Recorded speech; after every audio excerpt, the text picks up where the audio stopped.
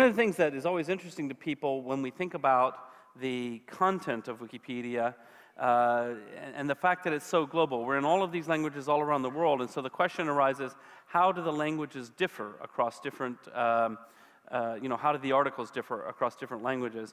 And this is a slide that I'll show you. This is an interesting slide. This is, the languages here are English, Chinese, Japanese, French, German, Russian, and Spanish.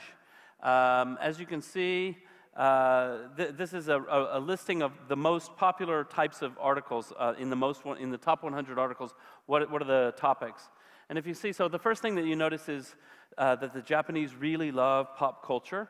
And of course, if you know anything about Japan, that makes perfect sense. The Japanese do really love pop culture. It's a very important part of life. They love English pop culture. They love Japanese pop culture.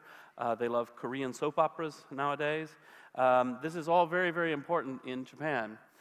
The truth is, when we dig a little bit deeper, the differences across different languages of Wikipedia are actually smaller than you would think. The style of Wikipedia is quite neutral in all the different languages of the world. Some of the language are more mature and more well-developed than others, but in general, the content's very similar. And even the differences that we see in what people are reading are actually oftentimes more similarities than differences. We now have about 460 million people visiting the website every month. So this makes us about the number 5 website in the world, which is pretty enormous. And when we think about it, there's some important social questions that come out of this. One of the social questions is, who writes Wikipedia? Who are the Wikipedians? Why do we want to know who the Wikipedians are? Well, here's one reason. This was from Twitter. A woman made a comment. Yesterday, I asked one of my students if she knew what an encyclopedia is, and she said, is it something like Wikipedia? So if you think about this, if you think about a student today, younger than most of you, I would say, let's think of a student who's 15 years old.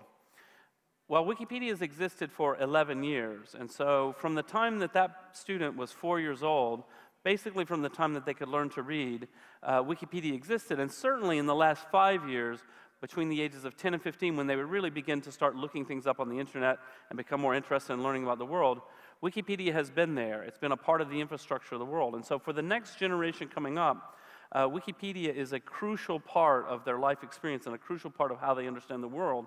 And so it's really important that we make sure that Wikipedia is as good as it possibly can be. And so who writes Wikipedia?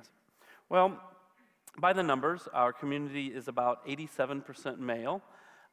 This is not something that we're happy about. We think it's far too many males in the community and not enough women. And there's a lot of reasons for that and things that we want to try to address. But one of the things that we're doing is trying to give a strong message of outreach. We would like to have more female contributors. We'd like to have a more diverse set of contributors. The average age is around 26 years old.